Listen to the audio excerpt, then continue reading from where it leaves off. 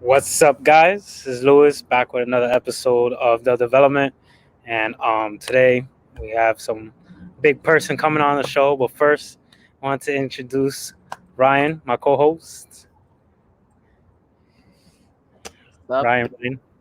Hi, nice to see you guys again. Thank you again, Luis, for inviting me. Yeah, no problem.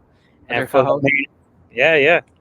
And for the main guest, because everybody's been waiting for him, is Earl Baylon. Did I say that correctly? No, not, but uh, Earl Baylon. So Earl Baylon. Oh, okay. I was trying to throw a little fanciness into that. I appreciate the effort. How's everybody doing today? I'm doing all right. How are you guys doing? You It's know, good. Yeah. surviving this New York weather. I don't know. Hey, it's Hopefully, getting I don't need to rush inside. It looks like it's gray, but it's gonna be a good show today. it's getting cold here in LA, so I mean Earl knows. So Yeah. Okay. Oh yeah, I don't I mind know. it at all. I've had an entire summer of 100-degree weather. I'm ready for a you live in the change. valley, So, that's why. So right. I miss the that hot weather over here. It's too cold here. I think the lowest we got right now is 40s, but yeah, It's not too bad, right? I mean, it's close to freezing, but it's not that bad. yeah. It's not like It's not too y'all bad. in Minnesota. Yeah, that is true. That is true. So, Earl, since you are a guest today, why don't you introduce yourself to all the viewers that are watching today? Cool. How's it going, everybody? My name is Earl Baylon. aka Early Be Good, if you follow me on Twitch or whatever.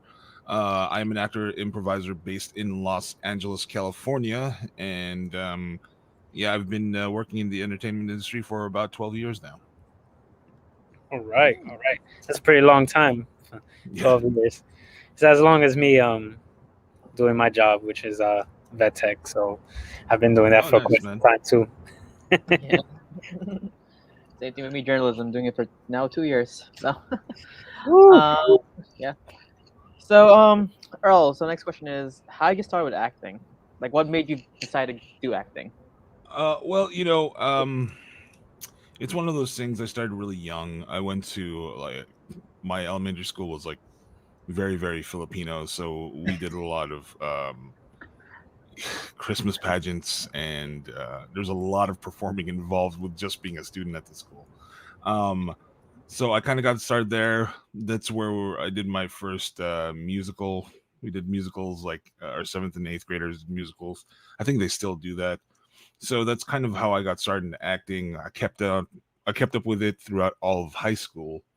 Doing high school theater productions my last 2 years, and then um, when I went to Irvine, I was I minored in theater for a little bit. So it's just something that I've always done.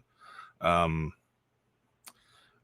as far as like getting into it professionally, I started in 2008 or so when I started auditioning out here in LA. So yeah, kind of just jumped into it. Made the decision to go like, all right, let's start auditioning. Okay. Yeah, when I was younger, I used to like think, oh, do I want to be on TV? And then I said, no way. Right. Oh yeah. It's you probably made the right Yeah. decision. So Yeah. Yeah, I'm yeah, not same here. a Yeah, like big the same person, but yeah. yeah, same here. Like same as you. I took theater and like drama at elementary, a little bit in high school. I wanted to right. take acting, but my parents would not support it. Like Oh so yeah, again, that's not gonna happen. they wanted me to be a nurse, a doctor, a lawyer. Yep. Right. Again, model minority met Filipinos out there, but they did support like art as a minor, so I did take arts as a minor, a little bit of journalism. So yeah, but you know what I Got it. mean. And that's what you're doing now, which is great. So Earl, for Yeah. our What's up? third questions, and this always what made you get into voice acting? Just cause like when I was younger, Hmm. mom voices and the Blues Clues voices and any other cartoon voice I tried. But what made you try to? What made you get into voice acting? Well, here's the thing. I started off as primarily an on-camera actor, so I did that for, let's see, 2008, for about 3 or 4 years before voiceover became a thing for me. Um, so I'm not saying like it fell in my lap, but like those opportunities came to me kind of when I wasn't looking for them. So honestly, people ask me like, how do you get started in voiceover? How did I? And I say my path into voiceover has been relatively atypical, because it was something that I was not seeking out, but it came to me, and Okay. I started. When you're a young actor, you see a lot of things and you audition for a lot of different things, and it doesn't matter like what it is, commercials, TV, voiceover gigs. You just try to get out there and try to reach out and do everything you can, and that was me. And it seemed that voiceover stuff is what like really, you know um, seemed to be doing well for me. So yeah. Okay. I guess Okay. Yeah. the TLDR is it was an accident. So Yeah. Never. Nothing's ever an accident. Once that opportunity comes, sometimes you just gotta right. grab it. Yeah, Yeah. absolutely. Well, again, you did a lot of voice acting, so I know your work. Yes, we did search IMDb, so yes. Oh But of yeah, yeah. course, I did hear this guy in 2013 when I was still in high school. So my next Right. that goes to the next question. Earl, what was the audition process for this game? For Like, Shadow or no, for the first. 2013. Okay, Yeah. so that happened. So at the time, I'm still with an agency called KMR because they're in Measures Ruskin and Mhm. Associates. I'm with them commercially, and they sent me out on this thing. We didn't know what it was. It said mocap work, but like I had fit the spec so well that they were like, "Hey, let's, you know, um, go out for it." So I went out for it. At the audition, I find out it's a video game, and of course it's a huge secret one. And I'm like, "Oh, cool, whatever." I'm very um very casual about it. So what kind of game is it? Is it a big game? And the director is like, ah, yeah, it's a pretty big game. I'm like, okay, that's all I'm gonna get out of him. We find out later on as I move up in the selection process that it's Tomb Raider. Finally, we find that out when I actually booked the game. So yeah, uh, I get news that I booked it. They tell me it's Tomb Raider. I lose my mind because I've been a gamer my entire life, and I yeah, I start working the Monday after that, or something like that. It was a really short kind of time frame in which all that happened. Oh man, that's awesome. Just because I've played Tomb Raider since I was a kid, since the 2D, uh, Yeah, right, right. game. And now we got all these 3D and like world open games, and the Tomb Hmm. Raiders last a pretty long time, especially with like movies too. Like it's just good. It's a big Yeah, role. yeah. It's been around for Like, the franchise is actually celebrating its 25th year this year. So Wow, wow, yep. yeah. This wow. was a 20th So anniversary thing. So. Oh yeah, that's yeah, that's that's what we did crazy. it to the It's PS4. been 25 Um, years. That's crazy. I feel Yeah. old, and I'm only 30. So, for my next question, what's the experience? What's the experience being like part of this iconic franchise as Tomb Raiders? um, it is pretty surreal. Even now, um, I can tell you that for the first few years, I didn't quite believe it. Um, but I mean, overall, it's been one of the coolest things that I've ever been a part of. Working with a whole bunch of people, working with Camilla as playing Lara Croft. That's been great. Working with Crystal Dynamics and Digital Domain, I've met a lot of awesome people working on this project. the community managers at Crystal Dynamics, Megan, Neha, and the ones that worked there before. Uh, it's honestly been it's a real blessing being able to work on the Tomb Raider franchise and to to be part of its community, because the community is great as well. So Yeah. um, yeah, it's been awesome. I can't say enough about it. Would you come back if they keep making more? Sorry, what was that? Would you come back if they keep making more Tomb Raider games? Yeah, I mean, that'll be great. I don't know, but if they were to ask me, I will probably say yes.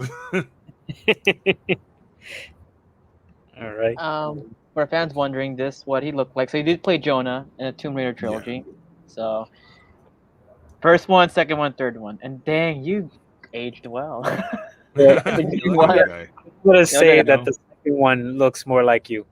Yeah, The second guy looks a little more like. I mean, maybe that's the direction Yeah. they were going with in the second game. But I mean, yeah, he's all that melanin does well for him. Yeah. Yeah. So yes, guys, these are the games for you guys casuals. Okay, casuals for your fans. There you go. This one, and there you go. I have all three games. So Earl, you mind sign these for me later? Oh yeah, of course, man. Now, Without of a course, doubt. now as a proud film, so as you, what was it? There is a Netflix anime series that is very popular now called Tresse. What was it like Right. working on Tresse? Dude, working on Teresa was like a dream come true. I didn't even know that it existed. I actually, if y'all know who Eric Bauza is, Mhm. Eric Bauza is currently the voice of lots of the Looney Tune characters that you might remember. In Space Robin. Jam, he did. Sorry, what was that? He didn't he do Robin? Robin. Teen Titans. In from I'm not sure if he did Titans. I primarily know Eric from Bugs Bunny. He does Woody Woodpecker, Marvin uh, the Martian. In the recent Space Jam movie, he did Marvin the Martian, Yosemite Sam. But he was working on Trece before I even knew about it, and then he DMs me and he's like, "Yo, I just recorded this thing for his new Filipino series," and he threw my name as a recommendation. I was like, "Oh man, thank you so much." And after that, after I got the email, the initial contact email from Wes Gleason, who's the voice director on the project, and then I got the sides and I learned what Trece was. I was so excited. I really, really, really, really wanted to work on it so badly. So like I worked on my auditions for like a week and sent them in, and they called me in for not a character that I auditioned for, but um for General Villar and the Tamara spirit, and that was an amazing process, just because it was the first time I ever did like prelay animation, animation that wasn't dubbed. um so it was pretty awesome. When we went in when I went in and do my session, it was very, very early on in the process. Like, they didn't have as far as I remember, they didn't have like character designs done yet, or um they had barely had animatics. They had animatics for one of the scenes that I did, and I was able to look at that, but like other than that, um it was very little they had to show us. So it's been awesome trying seeing what it has become over like the years that they've been in development with it. um and of course, just being part of like the entire kind of hype about Trece, and people being really excited about the series, like it's been pretty awesome. So Yeah, Ryan told me about Trece, that she was in it, and the funny thing was that I had it saved as a must watch because my Netflix Right. watch list was like super long, and Oh when yes, I told mine me too. about it, I was like, "Oh snap!" And I started. Funny thing enough, I started watching. Of course, I'm not finished with it because I don't have that much time unless I'm on the weekends. But Right, right. it's a pretty good show right now. Like I'm hooked on it, so I'm Oh, hoping I'm glad. more. I'm glad. I enjoyed it quite a bit too. So I'm I'm yeah. I'm glad you enjoyed it. Yes, You it's very are good. enjoying it. Yeah. Yes, yes. So can you tell us more about um, what's it called? Trying to remember. Can you tell us more about your experience with filming Lumpa with a Vengeance? Oh, Olympia with a Vengeance. Yes. Olympia with a Vengeance is currently it's a feature film that I am an associate producer and an actor for. And it's funny right now. Olympia with a Vengeance is making its kind of festival rounds. We are, I think, currently we're at the Boston Asian Am Film Festival. They're screening it virtually. Next week we're going to be in San Diego at the San Diego Asian Film Fest. But basically, Olympia with a Vengeance is a feature film that is a sequel to a film called Lumpia, who which is the director Patricio Tinelsa and editor AJ Kalomai, they made almost 20 years ago. So it kind of made the indie same rounds, indie festival rounds is a cult, had a big cult following, and basically it's a movie that Patricio shot um, with the kids in his neighborhood on like an eight, not a high eight camera. So before digital was even a thing, he shot um, this thing with a bunch of the kids in his neighborhood, and then he met up with AJ, and he edited it into a a film really. So yeah, that was about 20 years ago.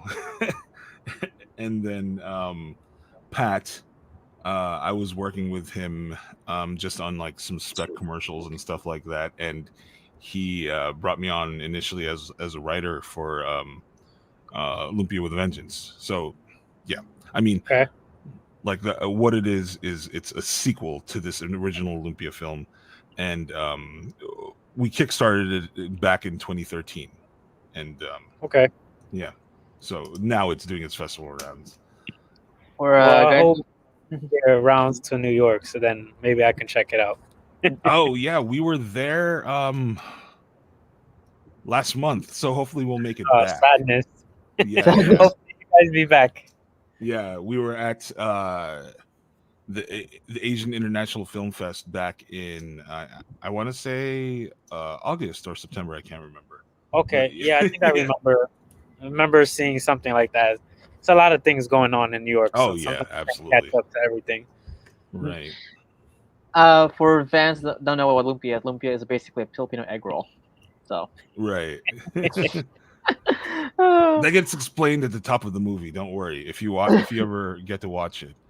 It's but basically it's an action comedy. It stars Mark Munoz. If anybody is like into or follows MMA, he's a former UFC fighter. Danny Trejo is in it. Yeah. Um, April Absinthe from Blind Spotting. If anybody has watched that, so yeah, it's a fun movie. Um, Action comedy, very lighthearted. We're not can't take us seriously at all, folks. So, Is it fun working with Danny? I unfortunately did not have a scene with Danny. I was kind of bummed about Sadness. it. Yeah. Because I remember when they were filming here, we actually shot Danny's scenes here in LA.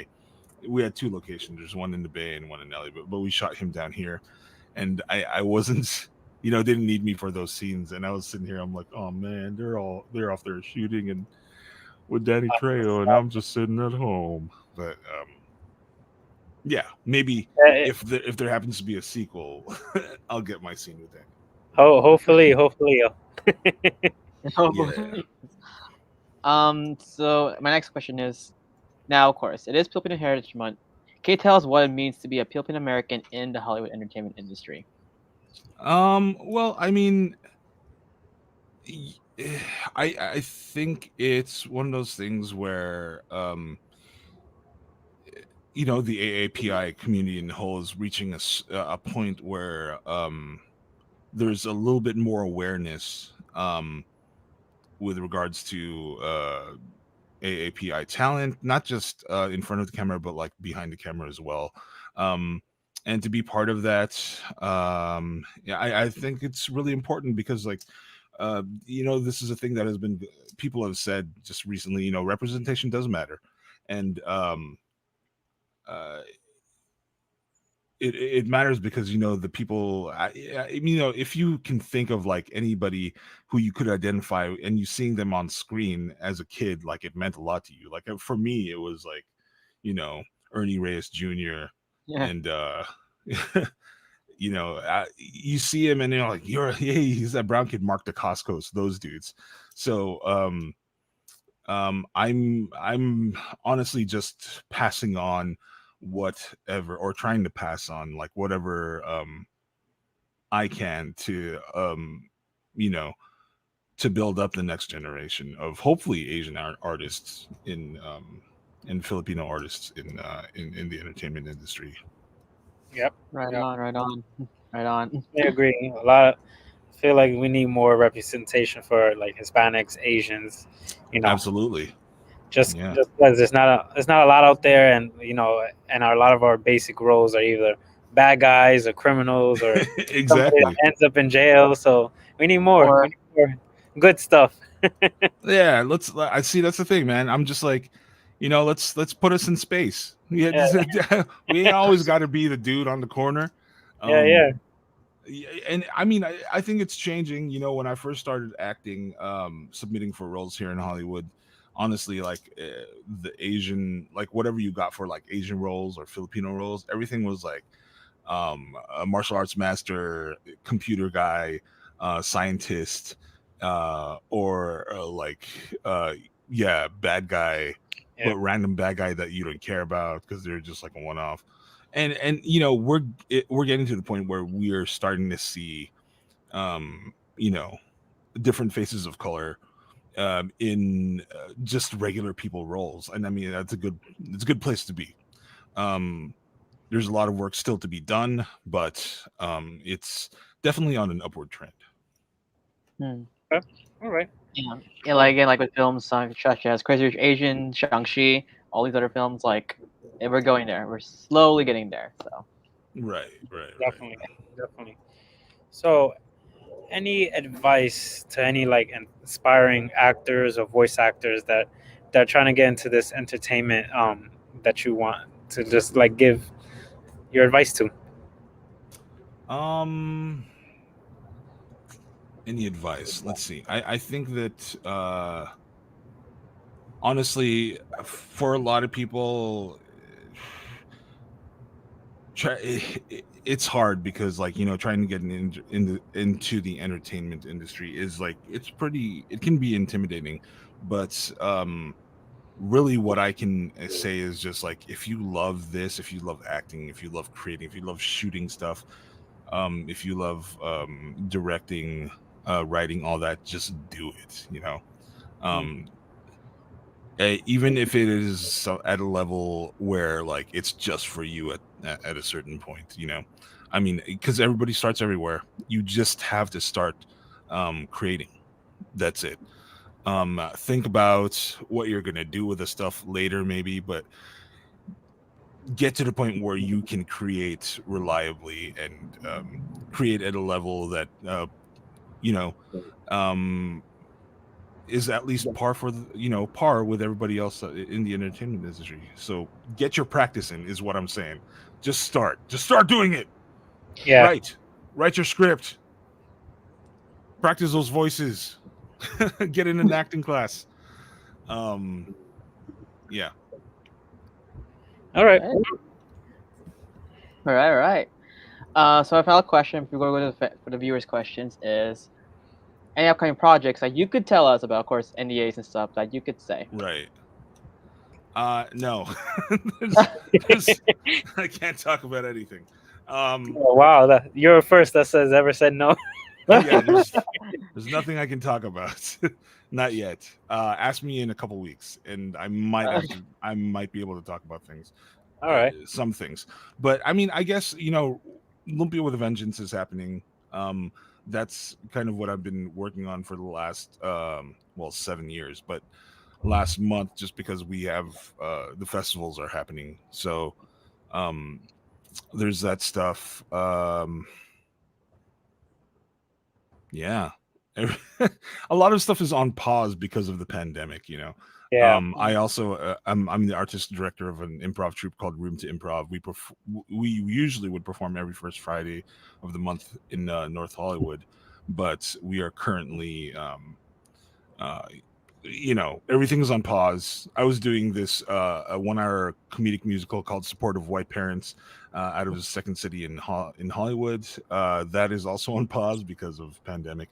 So yeah, a lot of things that we are waiting to happen. Otherwise, I have Twitch. I've been doing that on and off for the last year. I'm probably going to do like a big Twitch event next month because it's my birthday next month. So I'm going to do something for that. I'm just not exactly sure what it's going to be yet. But yeah, as far as like voice gigs, everything is very, very, very secretive in the industry. So nothing to share yet until you read it in the papers. So Okay. All right.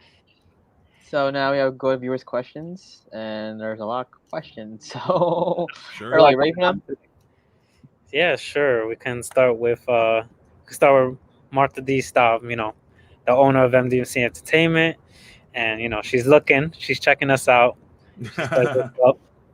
And her Hello. question for you, Earl, was what helps or keeps you inspired to find the voice you create in your new projects? Um, you know, part of what keeps me inspired really is just the fact that I don't see me or my people represented fully yet on screen.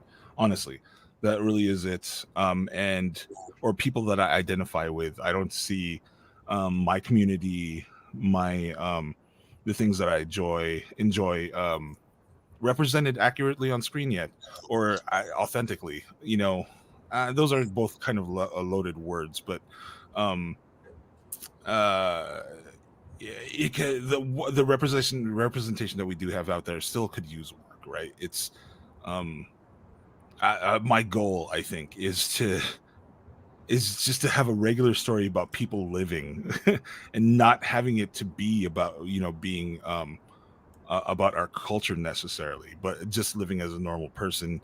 They just so happen to be a certain person, have a certain heritage. So I would like to get to that point where we all kind of see each other as humans, but can still appreciate our differences. And I'm trying to get to that point. But yeah, that's what keeps me creating, and that's kind of the drive behind what I'm trying to put out there. I'll Definitely. give like a specific and this is not even from a Filipino American and immigrant child of immigrant point of view, but I saw a status update that I made a few years ago, and what it said basically is like, I feel like all the stuff that you see in mainstream properties that depict people that go to cons or like nerds, it's still very outsidery. They're like, oh, this is what nerds are like. So I want to write that series, and I think Mythic Quest is kind of, if you've seen Mythic Quest, they've done well at kind of looking into that world with a a compassionate eye, um because that doesn't always happen in like in your NCISs or your network televisions. They're always kind of right about people who enjoy things like that are considered nerdy as kind of weirdos. But I want to see I want to see that series that just shows that they're regular people that happen to Yep. get really excited about like the new TARDIS that's coming, the new Yep. TARDIS model that's coming out or whatever. So Yeah, yeah. We love getting excited about new toys, collectibles, Yeah. animes, yeah. whatever it is, we love it. And sometimes Movie we get so trailers. crazy.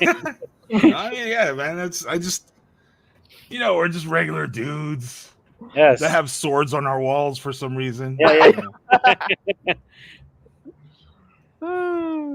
Let's see. Who's like, oh, wow, my mom was here. Hi, mom.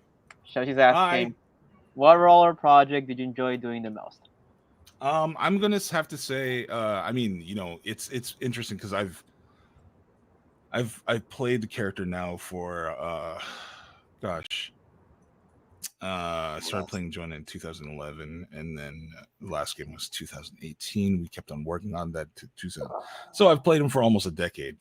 And I have to say it's playing Jonah in all the Tomb Raider games has been my probably my favorite project, my favorite role and my favorite project to work on, Okay. just because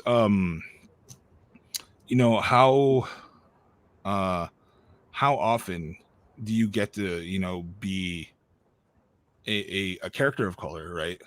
Jonah, who's Maori, right? How often do you get to be a character of color and not have to be somebody who's like a hard ass bad guy? Yeah. He's just a dude. He is just a dude. He just has a friendship with somebody who happens to be a millionaire. Yep. It takes him on dangerously dangerous excursions to exotic locales, but Yes. otherwise he's just a guy. Yeah, yeah. But Yeah. it's numerator. That's the biggest part of it all. Hey, Yeah. so I don't know if you know about this. So there's a running meme that you're Jonah in the third one, like how Laura goes to tough places, but when you see him like later on skate, like, oh, how'd you get here fast? Like, I noticed that. Yeah, she's like, I deal with all these excuse my language shit. Like I'm going around these tombs, like this traps, but how'd you get here before me? I On know. skate. It's So, because Jonah he's all about getting to a place. He's just like as unscathed as possible. He's like, I'm gonna find the easy way to get to this place. We'll figure it out. yeah, even in like spoiler alert, the airplane scene, you got on skate. I was like, what the? Yeah, I was right. For the longest time, I was telling people, Jonah's a ghost, right? It's like Sixth Sense. He's been a Yep. ghost this entire time. That's right. Now next question. Speaking of Tomb Raider, what was it working with Lara Croft's voice actress? Camilla's great. She's she's a very talented actor, and she is very thoughtful about the character of Lara Croft, and she cares a lot about the character, and it's a lot of fun working with her. It's the one thing I really love about Camilla's process is like a lot of times when we were working on it, she would say, all right, cool, let's just get up on let's get the scene up on its feet and have fun, or like let's just play with it. And I'm like, I love that. That is very like to my own process. So it was a lot of fun working with her, and I don't know if we're gonna get another game, but it would be great to get back in the mocap suit. Yes. Yes. I hope you do. Thanks. So Edward Torres says, "Yeah, what's up? What's up, man?" It's a New York thing. Jake Gonzalez, you did answer this question, but you want to go more in depth. It's like, what was it like working on Tresse? Yeah, you want to go more in depth in that.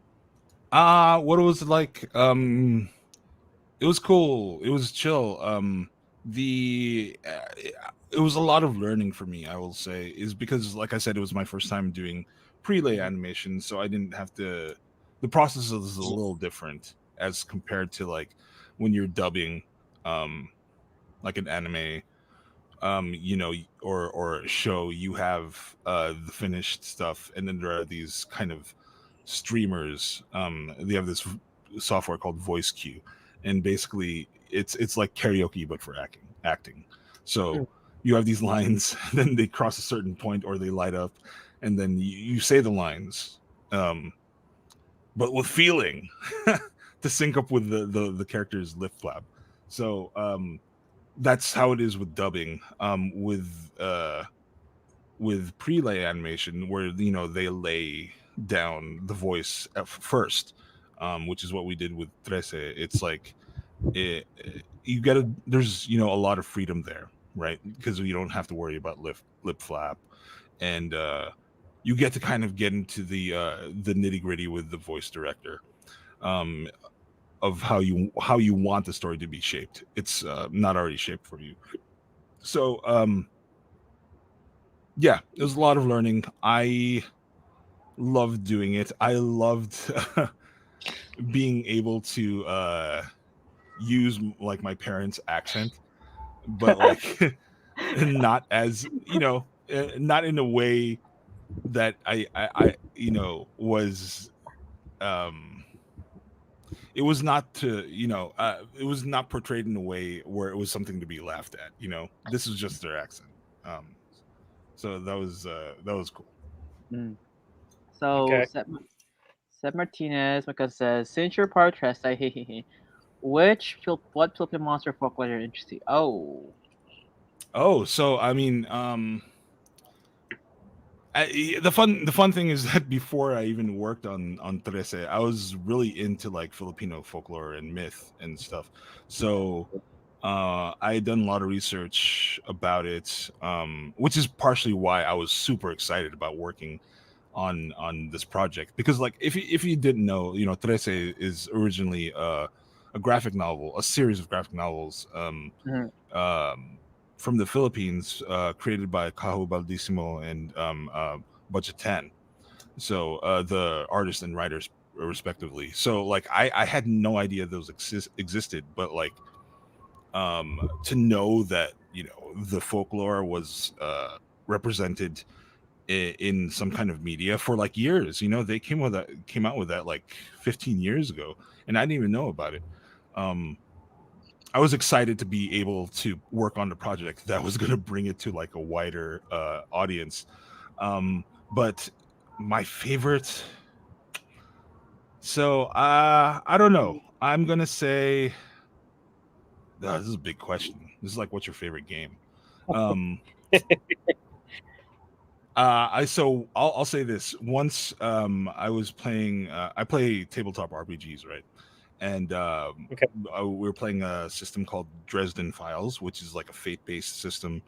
And I wanted to be, most of the stuff, the source material in most of these like Western RPGs, everything's usually from Western folklore. So all the stuff was like, and maybe Japanese and Chinese folklore, maybe if you're lucky. But most of the stuff was like Irish folklore and all that stuff. I was like, I want to make my character.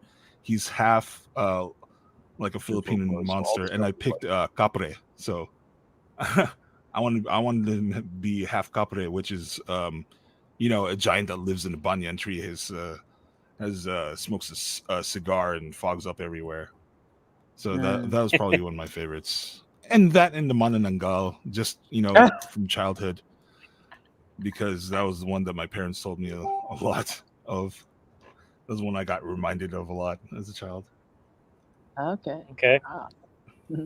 Let's see. Next question is that's a good question. So I do, boy. You guys don't know I do have a podcast called Muffin Network. My team is here.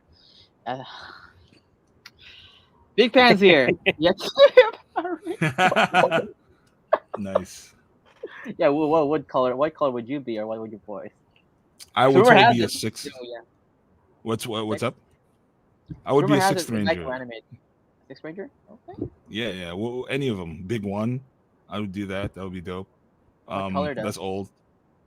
I guess I came into Power Rangers at a time where it was the Thunder Zords. So Oh, I would be green or white with my Tommy. Okay. yeah, Tommy. Yeah. I'll be Tommy. I have my White Tiger Zord here somewhere. Oh, there it is. Hey, It's too far. I'm not gonna grab it. since you're a Power Ranger fan, this is signed by JDS. I'll give this to you then. So Oh man, hey yeah, yo, if you are savvy and you can find it on YouTube, but thank you, that's amazing, man. I'll give you this. Um, uh, I have this really old interview on on YouTube from like 2008 or something, and it's like at the very one of the first Power Morphicons, like I think maybe the second or third Power Morphicon, and I actually interviewed JDF. That's awesome. Yeah, way back then. It was Damn. I So remember you're. because he was doing MMA at the time, right? Mhm. And Yeah, yeah. so he was like really big and huffed and covered in tattoos. Yep. Back then, but yeah. So I would be a sixth ranger anyway, green or gold, one of those. Which Okay. those guys. Yeah, all right. Yeah, because I interviewed JDF like 4 months ago, and he's a really cool guy. I love the guy. So Yeah. give me a lot of these autographs to give away, Nice. but I will give you one. So don't worry, I'll give it to you. And speaking thank of someone here, hello, Professor Kino. Yo, what up, Ellen? Yeah, Capre. Capre. Kuya, what's up? Manananggal, yeah, dude. Yeah. By the way, shout outs to Professor Kino. He's the one who actually helped me get into this field of work. So shout outs. Oh, yeah. Awesome. Yeah, Awesome. man. So without this guy bothering me, I would not be doing this or inspired to do it. So thank you, Professor Kino, Asian American Media Class, 2015, first semester. I remember. Let's see. Oh my god. Jake. I things told up. you so I was gonna ask you this. And General Villar, okay. You're up for it. So let's see. Jonah, what's a line from the Pretend that you're here's a scenario. Laura forgot to pay the electric bill. What Laura. you say to her? Did you call Southern California Edison or what? You know that bill was due last week. That was actually good. Let's see. I'm trying to remember a line from the game. How about the part where you know. kind of criticized her in the third game? In the third game? Remember Oh, she yeah, did the I guess flooding. that's- She did the flooding. that one's really. I'm thinking about one where I don't have to yell.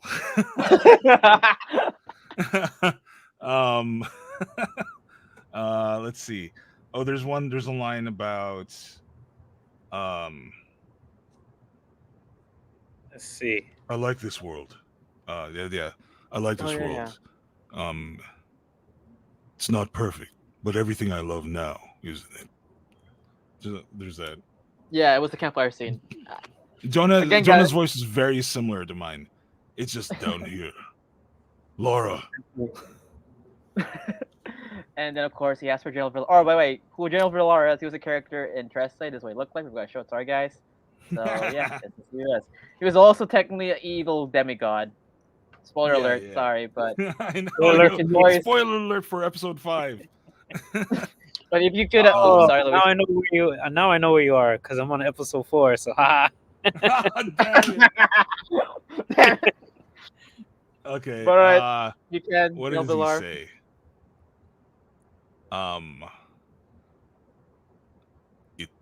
It has been amusing watching you struggle, but now it is time for you to face your true destiny. All right. War. He's saying Tagalog. I'm just kidding. Don't do it. And now speak Tagalog.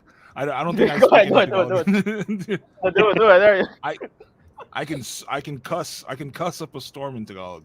That's kind of it. Yeah, don't worry. I don't want to get monetized. I don't know. They don't know. Just kidding. They don't know. Oh, somebody will know. Somebody on YouTube would know. They'd be like, huh? I know. That guy just cussed up a storm. Yeah. And of course, Alan says. Also, Skewett. Tangina. So it means I won't say it. I don't want to get monetized. But you Yeah. search it up, guys. I'm not gonna say it. Oh my god. Another request. Hi team. Or a dinosaur. Yeah. Can you voice this if you can? It's morphing time. It's morphing time. I don't know what my henshin would be. Donut. Nah. You know, I don't know. Uh, It'll be Filipino AF. And we have Filipino. We need a Power Ranger that does Filipino martial arts. Has two Yes. short swords or two short sticks or something. Yes, Two yes. sticks. yes. I mean, there were a That lot. will Of be Filipino- like his. I that'll mean, be there his, are a lot of Filipino actors that were Power Rangers. Like, I mean, right now Yeah. the current Blue Ranger is technically Filipino. The current Blue Ranger, and Oh, also yeah. Kevin Kleinberg, Time Force, Michael Capon, Time Force, Jessica Yeah, Ray, that's Wild right, Force. Michael Copon. Yeah, and also Yeah. also, oh, there you go, there you go. That'll be my That's not. henshin. Yeah, do it. You're No. You're Carnival! That'll definitely be a sick ranger for sure. Francis Ramos says early B. Yo, what's up, Francis? I know this guy. I know the guy. And then Howard Torres, I Zot love. Zot. Oh, Zot. I love lumpia. I know Lumpia. it's the best, right? Yeah, I could eat Yeah. just an entire tray by myself. yeah. That's the dangerous part when eating The out. dangerous part. Yeah. Yeah, man. I should. Somebody should do that. Maybe I'll do that as a. No, that's horrible. I'll do a mukbang stream. Yeah, do it on Twitch for your birthday. You do it for your birthday. Just, Just leave it like- while you're doing it, you just lumpia it up. So I'm here with an entire tray of lumpia Shanghai. I'm gonna try to get through this before the end of the stream. All I'll right. definitely be You all watching give me that. ideas. I'll definitely be watching that if you do. All right. Oh man, So might just. my just. Oh, so there's not much viewers anymore. Okay, so yes, this is done. No more viewers. Well, Yes. Earl, thank you again for being our special guest. It was so much fun having you, especially. Yes, No Earl, thank you. problem.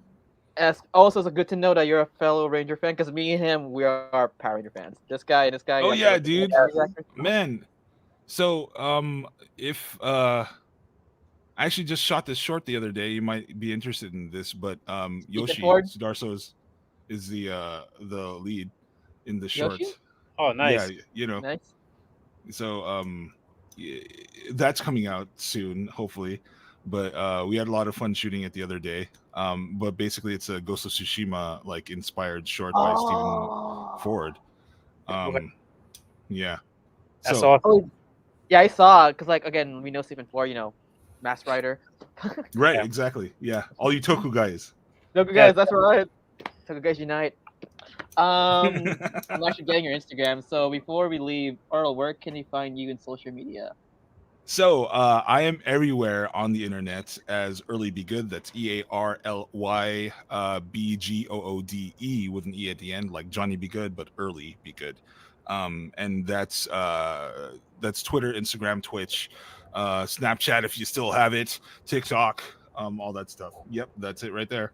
Early be good. Yes, sir. I wanted to make it easy for everybody. I'm everywhere there. So Yes. And Luis, where can I find you? You guys can find me mostly on Instagram, which is its_official, without it's CAL, without that I right there. come on, I'm but- Come sorry. on. But also you can find me on the MDMC page. We're doing big things, me and Martha, and we hope to keep it pushing. And where else? You can find me on Facebook, but I'm not gonna. You can just follow me mostly on Instagram. If you want to follow me on Facebook, that's fine. You'll find me. I'm not giving that out. And that's. And then Ryan, where they finding you? Instagram dancerboy247. Yes, I am a dancer. You can also find me at Morphin Network, my page. We actually do powering interviews. So yeah, Toku guys here. Watch my recent interview. We Nice. actually interviewed Roger Velasco, the Black and Space Ranger. Yes, you did. And then Roger. um, also his good friend too. Yes, yes. Also, please, I also write for the Luminary. I write articles. I just wrote an article about the new Spider-Man film. So what Empire Nice. thinks, so we should write that. But yeah, guys, Luis, Yeah. take it. Well, Earl, thanks again for coming on the show. Really appreciate it. Absolutely. Thank you for having me. I'll be watching. Hopefully, finishing up Teresa's today or tomorrow for sure. Oh yeah. I'm sorry you got spoiled. No, Yeah, no, no, I'm sorry, I didn't know. I'll DM you on Instagram once I get For up sure. to your part. Yeah, man. Absolutely. All right, guys.